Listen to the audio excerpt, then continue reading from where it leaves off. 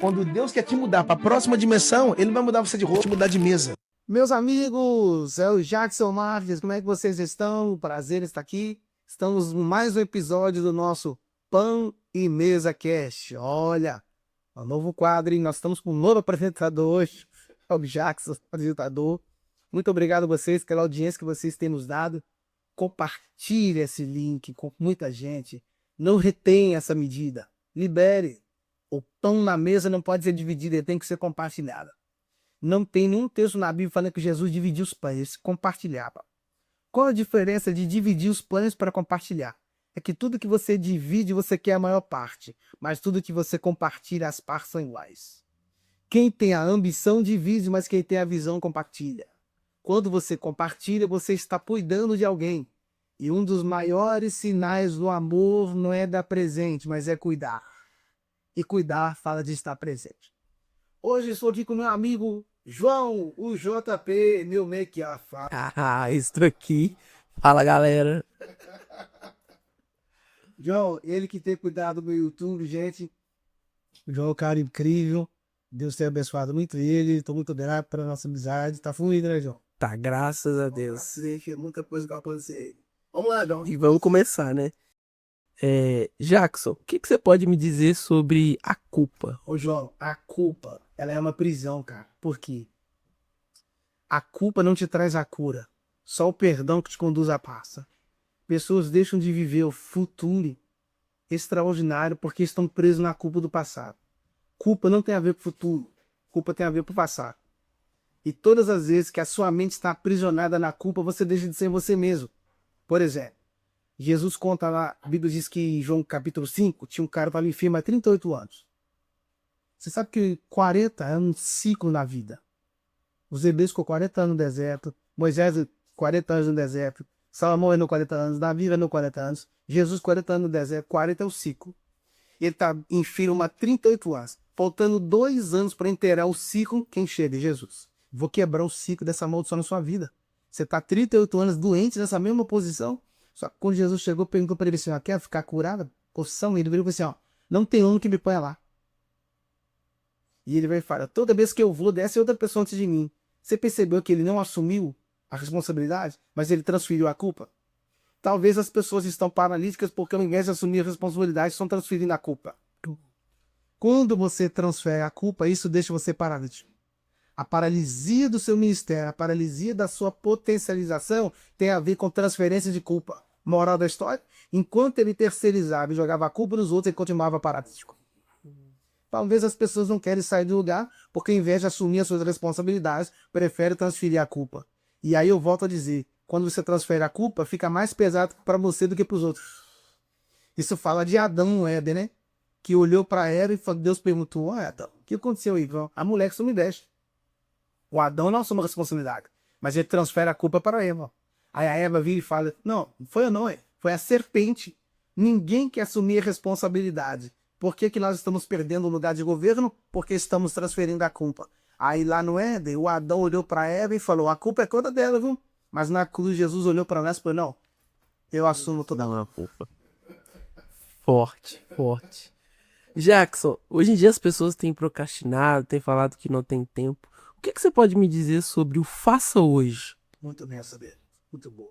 Ô João, existe 2 dias no ano que você não pode construir nada. Existe 2 dias no ano que você não consegue fazer absolutamente nada. O ontem, que é o passado, e o amanhã, que é o futuro. Só existe uma oportunidade de você fazer algo. É o agora. É o hoje, é o já. Qual o problema das pessoas? É que elas pensam mais no resultado do que no fazer. Você só pode vislumbrar o resultado quando você tiver coragem de romper com fazer. Sabe que tem coisas que nós estamos deixando para amanhã e isso está embargando o nosso fazer de hoje. E aí as pessoas falam assim, mas eu não vou fazer porque eu tenho medo. Faça com medo mesmo. Pois é melhor sofrer por não ter conseguido do que se frustrar por nunca ter tentado. A história não fala de quem desistiu. A história só fala de quem prosseguiu. Não existe um desistente na história que levantou o troféu de campeão. Então faça hoje. Ame hoje. Abrace hoje. Jesus falou assim, alguém chegou para assim, pai de fulano morreu. Deixa ele, Jesus falou assim, deixa os mortos enterrar os mortos, me segue. Parece que Jesus está sendo covarde, né? Poxa, o pai do cara morreu, o familiar do cara morreu. Não, deixa Jesus, não tem, deixa ele lá de o velório, sepultamento. Jesus. Não, não, não. Deixa os mortos enterrar os mortos. Sabe o que Jesus está ensinando para nós? Que você teve chance de fazer para ele enquanto estava vivo. Agora que ele morreu, não tem como fazer. Então faça hoje. As pessoas têm dificuldade de falar assim, ó, eu te amo hoje. Quer deixar para amanhã? O amanhã não existe. Faça hoje. Cuida hoje. Abraça hoje. Se tem algo para resolver, resolva hoje. Se discutiu, tá no conflito, vamos resolver hoje, porque o amanhã não existe. O amanhã não existe. Então, o conselho que eu dou para vocês, aproveita a oportunidade e faça hoje. Conserte com alguém hoje. A gente não sabe. A pessoa pode morrer agora e aí deixou alguma coisa para fazer amanhã. Quantas pessoas que morreram com livros na mente? Com dinheiros escondidos, com músicas que ninguém cantou, com livros que ninguém escreveu, porque deixou para amanhã aquele que deveria fazer. Hoje. Isso é muito forte. Faça hoje. Muito forte. Faça agora. Vamos um pouco mais fundo. Jackson, o que você pode me dizer sobre Judas? Ou melhor, o que significa Judas? Uau. Você sabe que o nome Judas significa louvor? Não sabia. Mas ele só tem nome. Mas a vida dele não é de louvor. Todos nós temos um Judas na vida. Se no ministério de Jesus tinha um Judas, imagina o nosso. Só que se percebeu que Jesus ele orou para chamar os discípulos. E dos discípulos que ele chamou, Judas também veio. Jesus orou para o Judas entrar no ministério dele, mas não orou para o Judas sair. Hoje a igreja está fazendo o contrário. Olha, ao invés de orar para o Judas entrar, a gente está orando para o Judas sair. É tão profundo que é melhor ter um Pedro falastrando do seu lado do que ter um Judas silencioso.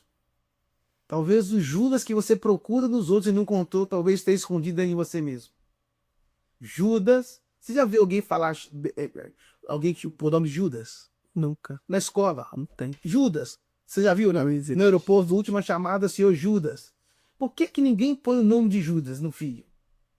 Porque tem a ver com traição, né? Só que hoje o Judas não tem a ver com o nome, o Judas tem a ver com caráter. Tem gente que tem o nome de Pedro, tem gente que dá o nome de Tiago, o nome de João, mas o caráter de Judas.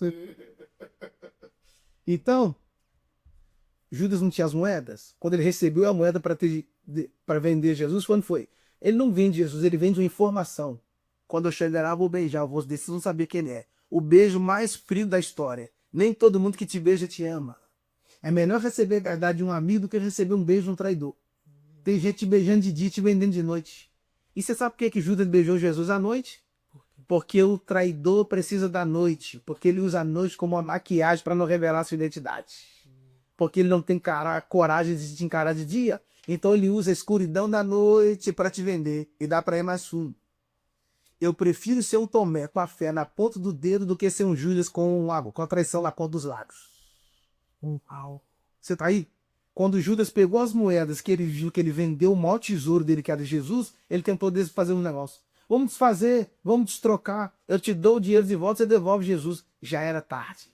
Ele jogou as moedas e os sacerdotes falaram assim, ó, essa moeda tem preço de sangue, ela não serve nem para virar oferta. Toda moeda não tem duas caras? É a vida do traidor. Todo traidor tem duas caras. Quando a moeda cai no chão não faz barulho, jogou o saco de moeda, fez barulho ou não fez, mas não trouxe Jesus de volta. A presença não é atraída pelo barulho, mas o barulho pode fazer acontecer mas a presença pode fazer acontecer um barulho. Não é o barulho que traz Jesus de volta, mas quando ele chega, o barulho vem junto. O barulho das moedas não trouxe Jesus. Tem gente fazendo barulho no domingo de noite, mas vivendo em silêncio na segunda de manhã. Uau. Avivamento do mamão com açúcar. Pula de domingo de noite, mas domingo de segunda de manhã estando triste querendo morrer. Não. Muito forte. Outro assunto que tem sempre falado hoje na internet é sobre o casamento, né? O que você pode me dizer sobre o casamento? O que é um casamento saudável? Qual é o papel do homem e da mulher no casamento? Isso é muito forte. Primeiro, casamento é um mistério. Por quê? 1 mais 1 é 2. Jesus falou que deixará o pai e sua mãe e iniciar sua mulher, torna-se uma só carne. Então, para se tornar um, tem que ser meio mais meio. Porque 1 mais 1 é 2, mais meio é 1. E quando você casa, metade da sua vida você tem que jogar fora. Tem coisas na vida de solteiro que não encaixa dentro da vida de casado. Você vai ter problema. Porque tem gente querendo apressar para casar, mas ao invés de levar um homem para casa, está levando uma creche. O fato dos outros ter casado significa que você também tem que casar. Agora, você tá aí? Então dá para ir mais cru. Primeiro, o casamento é uma mercadoria.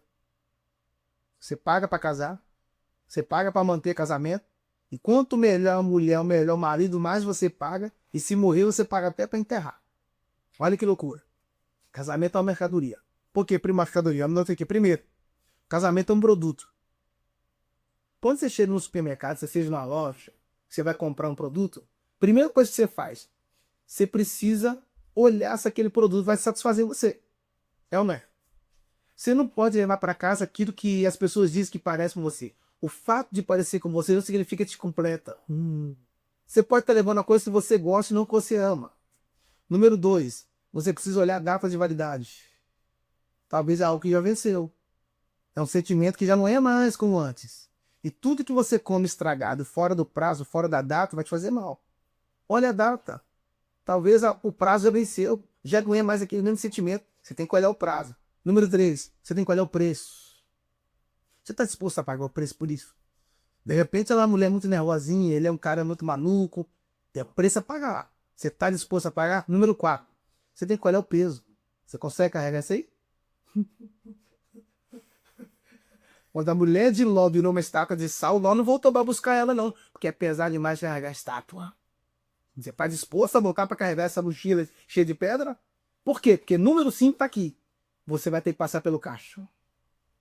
E número 6, depois que você passa no caixa, não tem devolução. Qual é o parâmetro certo do casamento? Mesa, altar e cama. Mesa, planejamento. Altar, consagração. E cama, consumação. Se começa na mesa, planejamento, para terminar na cama, consumação. Mas hoje a galera tá com tanta pressa que eles querem começar na cama, mas depois tem que terminar na mesa. Aí que é o problema. Vamos juntar para gastar. Ver quanto que a gente vai gastar de fralda. Começando no lugar errado. Começou errado. A mulher agora tá grávida. Vamos agora planejar. Pô, nós vamos pagar de aluguel. Nós não planejou para nós comprar o nosso imóvel. Casal. Começou no lugar errado. E outro mais. Você já percebeu que você só pode abrir uma porta se você tiver a chave? Sim. E uma casa só pode ser sua se você tiver a escritura dela. E toda casa, quando tem escritura, tem o seu nome lá. Tem ou não tem? Quando você compra a casa, você tem a escritura. Qual é a prova que a casa é sua? Não é pela parede pintada de amarelo, mas é pela escritura que está no seu nome. O órgão masculino é uma chave. E o órgão feminino é uma fechadura. Você só pode abrir a porta depois que você comprar a casa. Registrar no seu nome. Por exemplo, aquele está registrado no meu nome. Keila Marques Pinheiro Silva. Eu comprei a casa. Isso aí. Ou seja, tem gente abrindo a porta antes do tempo. Exatamente. E quando você abre a porta fora do tempo, você é chamado de ladrão, que não está no seu nome. E a Bíblia diz que ladrão não herdará o reino dos céus. O órgão masculino é uma chave. E o órgão feminino é uma fechadura. Por que Deus colocou isso? Porque só a chave pode abrir fechaduras. Por isso que chave com chave não pode ser aberta. Forte, hein? Forte. O casamento, antes dele ser carnal, ele tem que ser espiritual, né? A mulher não muda o homem, mas melhora ele. Quando Deus quer mudar o homem, Deus vai trazer para o casamento. Por quê? Porque o primeiro amor do homem é a mãe dele. Como ele aprende a amar a mãe, ele vai começar agora a amar a mulher. Só que da mesma forma que a mãe vem para corrigir ele, Deus traz a mulher para dar continuidade em serviço da mãe. Então, um casamento não é para mudar o homem, mas é para melhorar ele. Porque só existe um meio do homem ser transformado, com o meio de Cristo. Uau! E o casamento simboliza isso, né? Cristo. Muito forte. Jackson, eu vi que tem um assunto que não se fala muito na internet, mas é um homem bem citado na Bíblia. O que você pode me dizer sobre Tomé? O que a gente pode aprender com ele? Posso tirar aqui? Pode. Para mim, isso aí é uma das coisas mais extraordinárias. Primeiro, Tomé é tido como homem da dúvida, né? Só que quando Jesus ressuscitou, ele apareceu para os discípulos, mas Tomé não estava na reunião. Aí 8 dias depois ele apareceu de novo, Tomé estava. Ele aproximou de Tomé e falou: Tomé, toca aqui na minha ferida. Você sabia, João, que Tomé tinha uma mania? Qual? De tocar na ferida dos outros.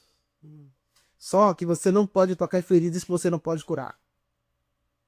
Se você não tem a cura, então não toque. Por quê? A fé de Tomé estava na ponta do dedo. Quando, na verdade, a fé deveria estar na ponta da alma. Dá para ir mais fundo. Então, quando Jesus ressuscitou, apareceu para Tomé que ele pode tocar. Porque se as palavras não te convencer, as cicatrizes convencerão. Por que Jesus não teve medo de expor a ferida para Tomé tocar? Porque já não era mais ferida, era cicatriz. Porque quando você é curado em certas áreas, você não precisa ter medo das pessoas tocarem seus ferimentos. Não dói mais. Uau. Se você ainda não foi curado, você vai ter receio de pessoas tocarem em certos lugares da sua vida. Em certas áreas privadas. Porque se tocar em certos lugares vai doer, porque ainda não se transformou em cicatriz. Mas quando você está totalmente curado, as feridas de ontem se tornam cicatriz de hoje. Deixa o Tomé tocar. Quando ele tocar, achando que vai encostar o dedo na ferida, ele vai ver que vai encostar na cicatriz. Cicatriz para Deus vale mais que diploma. Diploma fala daquilo que você conquistou. Cicatriz fala daquilo que você suportou. A cicatriz é uma vitória de uma ferida que estava aberta e não está mais. Cicatriz não fala para onde você está indo. Cicatriz fala de onde você está vindo. A cicatriz revela que você é um grande soldado. Ô João, um grande soldado não é um grande soldado por quantas armas ele sabe usar. Um grande soldado é um grande soldado por quantas feridas ele aprendeu a suportar. Uau. Quando você aprende a suportar feridas, e Deus é poderoso, porque só Ele pode transformar as feridas de hoje em cicatrizes de amanhã. Você tem algum diploma na casa? Tem sua casa? Mas quando você vai para a igreja, para o shopping, você leva o diploma? Não. Mas a cicatriz, onde você pisa, ela tá junto. As marcas, né? E aí Paulo diz, eu não carrego no meu corpo as tatuagens de Cristo. Eu carrego no meu corpo as marcas. Porque o evangelho se deixa marcas. Está marcado, mas não morreu. Sobrevivi. As marcas me feriu, mas me formou. As marcas me feriu, mas me moldou. As marcas me feriu, mas me moveu. Uau. Que forte. Jackson, tem uma pergunta aqui sobrenatural. Inimigos de ontem podem se tornar amigos de hoje e os amigos de hoje podem se tornar os inimigos de amanhã. O que você pode me dizer sobre essa pergunta? Inimigos de ontem podem se tornar amigos de hoje? Pode. E amigos de hoje podem se tornar inimigos de amanhã? Pode. Me dê um exemplo bíblico. Provo. O Paulo era inimigo do evangelho. Perseguidor. Deixou de ser inimigo para se tornar amigo. E quando Judas traiu Jesus, que era amigo, deixou de ser amigo para se tornar inimigo. Porque amigo não trai. Verdade. A maior tragédia não é o inimigo de ontem se tornar amigo de hoje. A maior tragédia é quando o amigo de hoje se torna inimigo de amanhã. Por que isso é uma tragédia? Porque ele sabe das informações íntimas da sua vida. Uau. Ele pode usar as informações que ele descobriu ao longo dos anos para te ferir ao longo do tempo. Para tomar o seu lugar, né? Também. Porque as informações de quem foi seu amigo e hoje não é mais, quando eles vê você do sucesso, eles não sabem celebrar. Entre enxergar o que Deus está fazendo, eles vão enxergar sempre o que você era. O João está aí hoje, mas ele era isso. Fulano está me vendo hoje, mas ele era isso. Quem foi amigo e não é mais, nunca vai enxergar a glória de Deus na sua vida. Mas sempre vai enxergar o seu passado. E Deus não te trouxe aqui para mudar o seu passado, mas te trouxe aqui para curar você dele. Forte, hein? Então, prefiro ser o inimigo de ontem que se tornou amigo para hoje, do que ser amigo de hoje que se torna inimigo de amanhã. E Lúcifer é a maior prova disso, né? Isso foi profundo, Márcio. Ele era o íntimo, né? O Lúcifer, que era um amigo, se tornou um maior inimigo. Um maior rival. Pesados. Isso é muito pesado. Muito forte. Jackson, uma coisa que hoje tem atingido muitas pessoas, né? Pessoas têm tomado decisões erradas, têm seguido caminhos errados por causa da paternidade. O que você pode me falar sobre a paternidade? Ô João, você sabe que existe dois detalhes entre a paternidade e o paternalismo. Isso é um assunto que pouca gente fala. O que é paternidade e o que é paternalismo? Paternidade é aquilo que você faz por amor e honra a alguém que te gerou. Paternalismo é aquilo que você faz por obrigação e por meta por alguém que te lidera.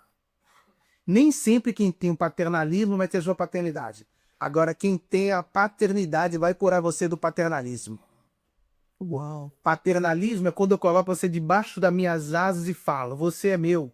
Paternidade é quando eu circunciso você e libero você para dar fruto para as nações. Quer uma prova? a paternidade é tão rica que Jesus não vem como Deus, ele vem como filho. Uau. E ele não chama Deus de Deus, ele chama ele de Pai. Porque a religião te apresenta um Deus, mas o filho te revela o Pai. Então a paternidade divina veio para nos curar dos traumas da paternidade humana. Moral da história. Deus mudou o nome de Abraão para Abraão, foi inferno. E mudou o nome de Sarai para Sara. Sim. Não mudou? Só que quando chegou Isaac, Deus não mudou. Por que Deus mudou o nome de Abraão, mudou o nome de Sara, mas não mudou o nome de Isaac? Porque primeiro, Isaac é promessa e promessa Deus não muda. Deus não mexe. Deus nunca vai mudar a promessa por causa de você. Mas ele é capaz de mudar você só por causa de uma promessa. Só que engraçado que o nome Sarai, no hebraico, termina com a letra H. E no português, termina com a letra I. A letra I de Sarai ou Sara. Sara. E Deus vai tirar a última letra do nome dela, só fica Sara. Por que Sara? Porque toda Sara, Sara. Frescura. É isso aí. Ele tirou a última letra do nome de Sara, que é a letra I no português. E quando Abraão e Sara teve um filho, o menino saiu com o nome de Isaac. A última letra do nome de Sara Foi para Isaac. foi a primeira letra do nome do filho. Porque tudo que Deus começa com os pais, Ele termina nos... ele vai dar continuidade na vida dos filhos. Então, a última letra do nome de Sara foi transferida para a primeira letra do nome de Isaac. E aí, Deus acrescentou um A na letra de Abraão. Abraão agora é Abraão. Aí Deus coloca um A também no meio do nome de Isaac. Que tem 2 A, né? Isso aí. Porque ele vai carregar a identidade do pai e vai carregar a frutificação na vida da mãe. A Sara vai ter filhos, porque ela está curada. E Abraão e Isaac vai ser moveram, porque ele tem DNA do pai Abraão. Uau. É forte. Tem uma passagem bíblica, né, que fala sobre que os filhos serão flechas, né? Como flecha na mão do valente. A Bíblia diz lá em Isaías 43, assim diz o Senhor que te criou, ó Jacó, e que te formou, Israel. Jacó é filho de criação, Israel é filho de formação. Para eu ser formado em Israel, eu preciso primeiro ser criado como Jacó. Forte. E qual é a diferença de Jacó para Israel? É que para nascer um Jacó, um homem e uma mulher precisam se encontrar. Mas para se formar no Israel, basta que um Jacó encontre com Deus. Uau. No Val de Jaboque, Jacó entrou com o corpo físico sarado, mas com a alma ferida. O varão tocou na coxa dele, ele saiu com o corpo ferido, mas com a alma sarada. Forte. Deus tocou em Jacó por fora para mudar ele por dentro. Hoje Deus nos toca por dentro, para que nós possamos refletir a glória de Deus por fora. E dando continuidade sobre paternidade, né? Não tem como a gente falar de paternidade e não falar de maternidade. Uau! O que você me diz sobre isso, Jackson? Ô, João, hoje um tema muito maternidade se tornou assim, meio banal. Eles estão querendo arrancar o Dia das Mães. Estão querendo tirar a maternidade das mulheres aos poucos. Então entenda, primeiro, agora eles estão colocando o bebê reborn, né? É. Porque eles estão querendo arrancar a maternidade das mulheres. Primeiro, quando Deus formou Adão e Eva, Deus só formou 2 pessoas, o Adão e Eva. Não formou mais nenhum outro ser. Por quê? Ele colocou a fábrica dentro das mulheres. O útero é a mão de Deus na terra. Deus colocou a fábrica dentro das mulheres. Por que muitas mulheres, ao invés de querer ter filhos, vai ter um boneco, uma boneca? Porque elas não querem ter trabalho. Porque criar filho não é ter dom. Criar filho não é ter habilidade. Criar filho é um ministério. Uau. Entende? E a Bíblia diz que os filhos são heranças do Senhor e não os bonecos que são heranças do Senhor. Então, a ciência não sabe como é que nasce cabelo no ventre de uma mulher. A ciência não sabe explicar como é que forma ossos dentro do ventre de uma mulher. O útero é a mão de Deus na terra. É poder. Então, o inimigo quer roubar a maternidade, porque a mulher tem a habilidade de afinar os filhos para as nações. Você entende? Então, quando a Eva pegou do fruto e comeu, o fruto foi parar aqui, no ventre. Foi. Foi parar aqui. Mas quando Maria foi visitar Isabel, porque toda Maria precedia Isabel, quando chegou lá, Isabel olhou para Maria e falou assim, uai, tem um fruto dentro de você também? Bendito. Fruto. Então toda mulher que dar à luz, ela só está sendo frutífera. Sementes, né? ela está sendo frutífera, porque a ideia de Deus não é fazer você ser famoso. A ideia de Deus é fazer você ser frutífero. E o plano de Deus é que as mulheres geram filhos, porque quanto mais filhos você tem, mais próspero você é. Por isso que Jacó foi um homem muito próspero. Por isso que a nação de Israel é próspera. Por isso que Deus é a fonte da prosperidade, porque ele tem filhos.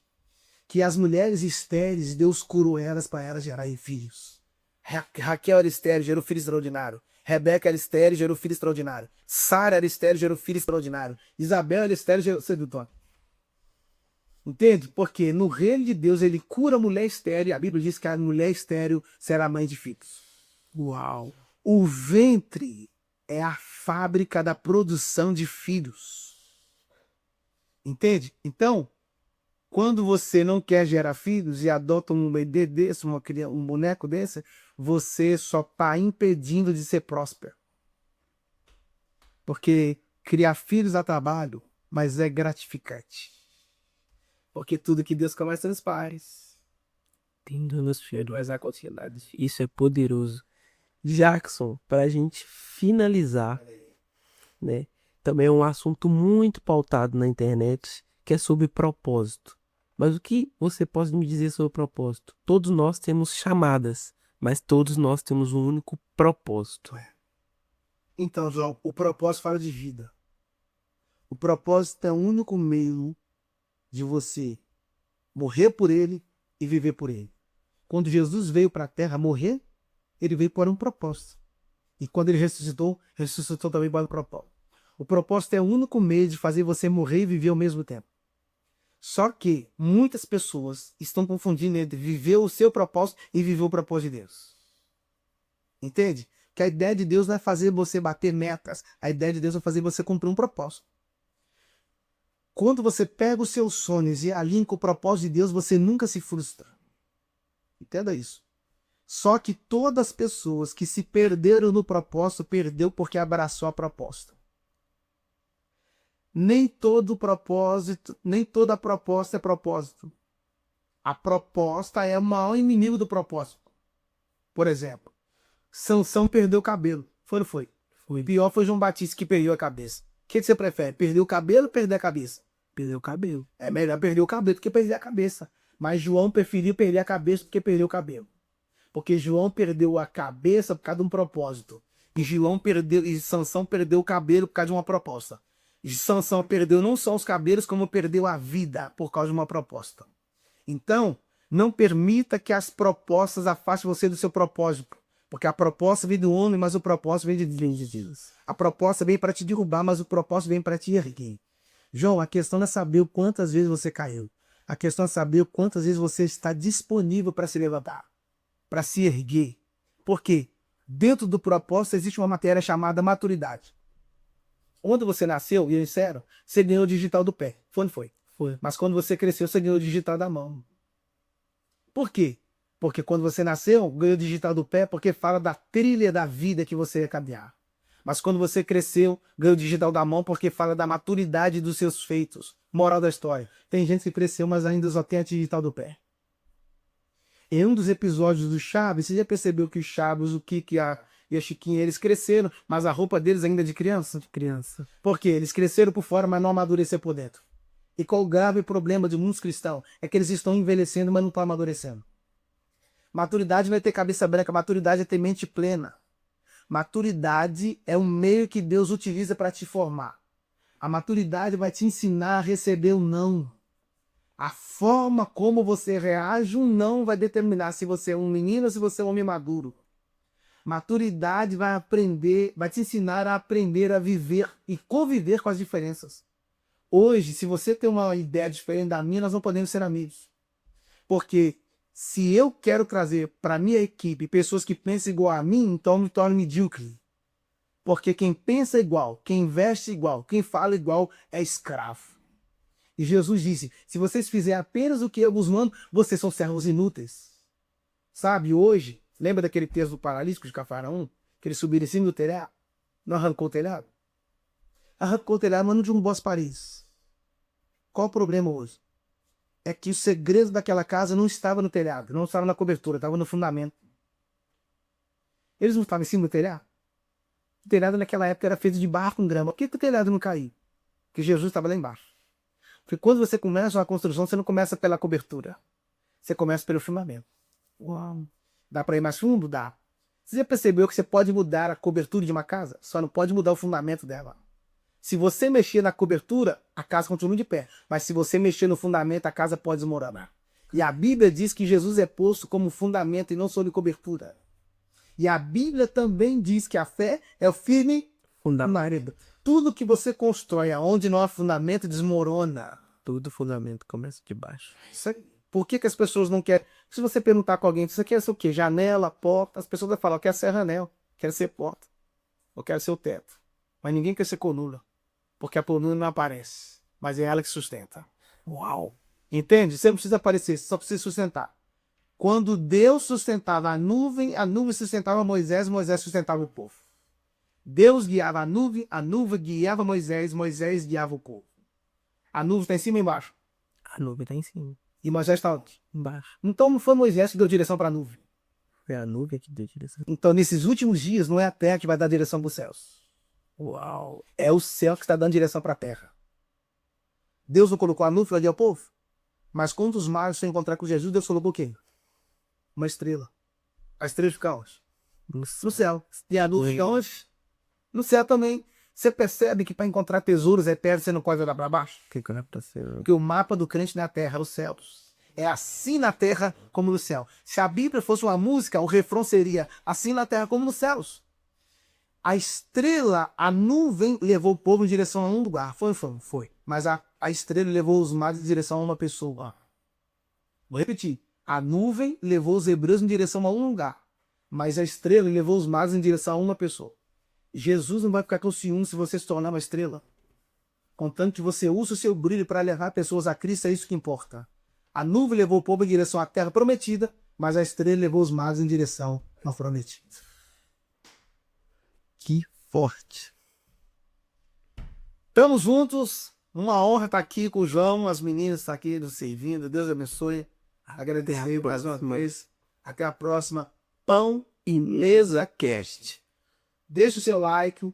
Se você não é inscrito nesse canal, pelo amor de Deus, se inscreva nesse canal. E pelo amor de Deus, compartilhe esse link nos grupos do WhatsApp.